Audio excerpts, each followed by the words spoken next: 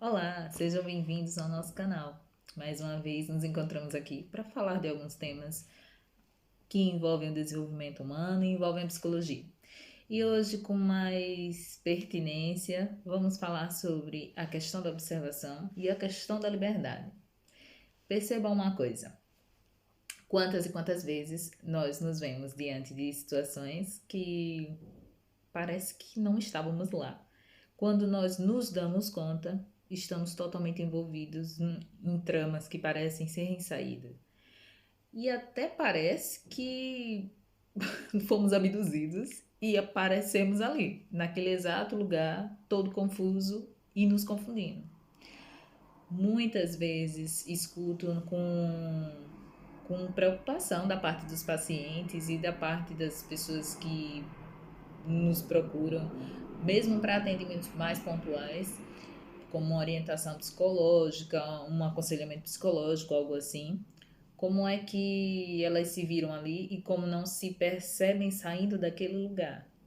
Não é que a clínica em psicologia, muito menos que a clínica em psicologia que toma a filosofia da existência, a fenomenologia existencial, vai ter as respostas prontas, previamente estipuladas, de como é que serão manejadas essas saídas. Não é disso que nós estamos falando, mas estamos falando sim de um lugar que é o lugar da clínica, como ele pode nos auxiliar, tanto nesse processo de observação, quanto a nos perceber no nosso modo de gerir o nosso cuidado e a nossa liberdade.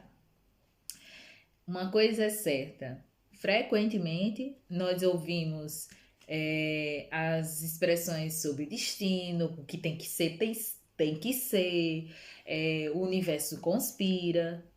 Não estou dizendo de uma descrença da minha parte ou mesmo da ciência e psicologia em relação a outros segmentos que podem nos atravessar e serem mais do que atravessar, que podem ser validados por cada um de nós. Sejam crenças religiosas, crenças políticas, todas elas certamente têm o seu lugar no nosso modo de gerir nossas vidas. O que acontece é o seguinte: quando eu trouxe a temática do observar, é com muita frequência que esse observar é diluído, difuso, confuso em nossas vidas, porque ele acaba sendo delegado para outras circunstâncias. Então, nós não paramos. Nós não realmente nos observamos, e não é só com os olhos, mas é no sentido de nos perceber em relação a nós, ao mundo, como reagimos, o que falamos, o que fazemos. Parte do processo clínico, mesmo quando ele acontece de forma pontual, como eu comentei no início, é essa parada. Na verdade, é uma parada que não é literalmente parado, porque na prática nós estamos ali em conjunto, em manejo, em movimento, mesmo que isso signifique, por alguns minutos, voltar-nos a nós.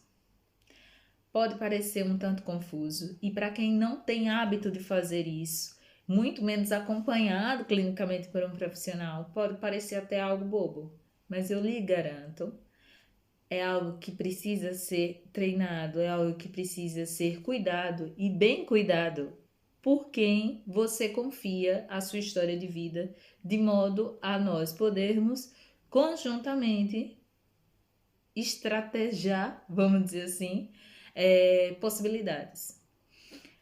O modo como nós não nos observamos é uma porta muito fechada e que limita e que nos adoece e nos impede tanto de usufruir do modo de ser livre que cabe a cada um de nós, como do modo de nos percebermos em possibilidade, em projeto, inacabados e nos reconstituindo.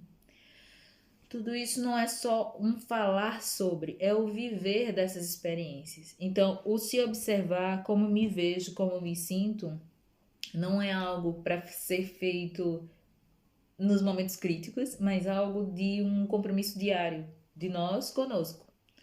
Muitas vezes percebo que no meu treino, no meu encontro com o meu paciente, no estudo que faço sobre o modo como ele vem se organizando, nas minhas exposições para ele, daquilo que eu observo sobre essas lógicas que ele acaba por seguir, em todo esse movimento, todo um cuidado para que esse modo de se observar não seja o meu modo, o modo de Daniele, a profissional, a psicóloga, a psicoterapeuta, se organizar no cuidado dela, mas que seja o modo nosso. Então, por mais que eu tenha o entendimento e o cuidado de partilhar com ele a minha compreensão, é todo um modo de instigar para que exista essa compreensão dele, do paciente ou da paciente, quanto ao modo como ele se vê, e inclusive ao modo como ele responde à solicitação que eu estou lhe provocando. Isso não é algo trivial, isso não é algo que o nosso dia a dia nos estimule, mas é algo que pode começar a acontecer, começar a fazer parte desse cotidiano de forma mais e mais e mais precisa. E qual é o lugar disso? Bem, o lugar disso é o lugar de quem se encontra estranho e que teme que essa estranheza se reverbere em diferentes situações. Nada disso é tão simples, como eu havia dito antes. É nesse sentido que vejo com muita importância as histórias de vida.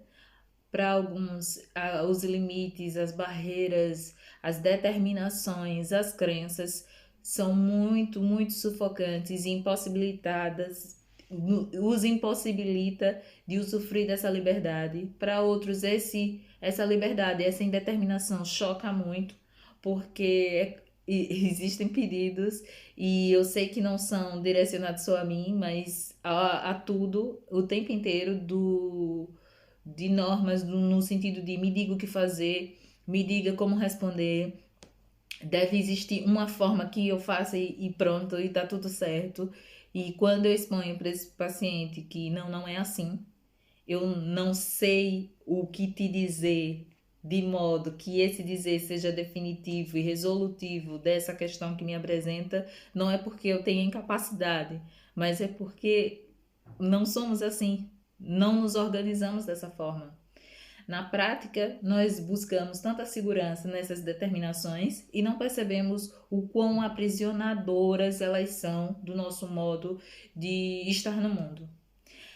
Claro, existe também associada a essa determinação uma ideia de que eu estou seguro. Então, se eu tiver um emprego, vai se resolver tudo. Se eu pagar essa dívida, vai se resolver tudo. Se eu conseguir casar e criar meus filhos, está tudo resolvido.